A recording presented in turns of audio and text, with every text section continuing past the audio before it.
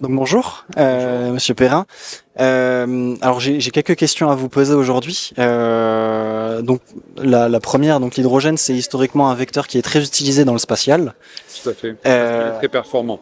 voilà. En termes énergétiques, c'est un vecteur qui est extrêmement puissant, performant.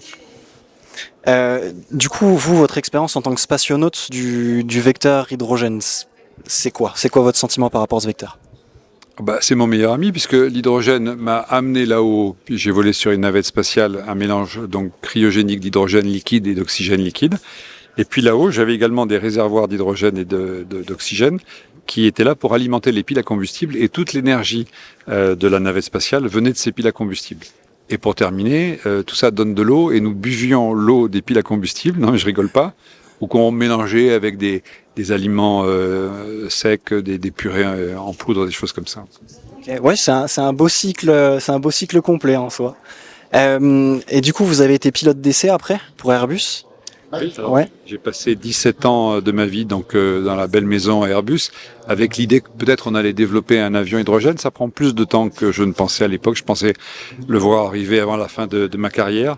Et ne le voyant pas, j'ai décidé de rejoindre une start-up toulousaine qui fait un avion hydrogène gazeux, qui est en train de le conceptualiser, de le construire, qui pourra permettre à 4-6 personnes de voler près de 3 heures avec de l'hydrogène gazeux.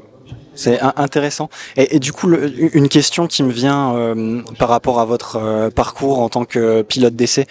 Selon vous, quelles vont être les difficultés des premiers utilisateurs d'avions à hydrogène? Oh, il n'y aura pas, parce qu'au moment où l'hydrogène sera autorisé dans un avion, on a des règlements extrêmement exigeants. L'hydrogène sera un vecteur, un carburant comme un autre. Ok, très bien, merci. Euh, et après, peut-être plus une autre question du point de vue utilisation de l'hydrogène. C'est cité actuellement comme une des meilleures solutions pour décarboner le transport, enfin pour décarboner beaucoup d'usages. Euh, la question que je me pose, c'est par rapport à ce qu'on a actuellement et aux vecteurs qui peuvent être des vecteurs Électrique, électrique ou autre. voilà, électriques, pétrole, etc. Est-ce qu'on aura suffisamment d'hydrogène pour tout le monde? Alors c'est la question. Moi je fais partie d'une école qui est celle qu'on appelle du Shift Project, c'est-à-dire de Jean-Marc Jancovici, qui voit la problématique énergétique à travers le bilan global, c'est-à-dire de la capacité d'un pays à produire une certaine quantité d'énergie. Et toute la difficulté, ça va être de trouver des usages les plus adéquats, intelligents, et c'est ce que le système est en train de faire. Ça peut pas être à l'État de décider, puisque les technologies émergent. Ça peut pas être non plus aux gens de penser qu'ils auront droit à, parce que les gens vont se battre pour une même énergie. Il y aura plusieurs usages, et c'est tout là. Donc, typiquement, l'hydrogène trouvera sa place dans l'aéronautique, puisqu'il porte énormément de puissance pour la masse embarquée, même si c'est au prix d'un certain volume.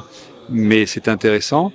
Pour une voiture qui tourne sur une ville dans la journée, l'électricité sur batterie semble plus appropriée. Pour des trajets, donc tout va dépendre en fait du cadre dans lequel on se situe.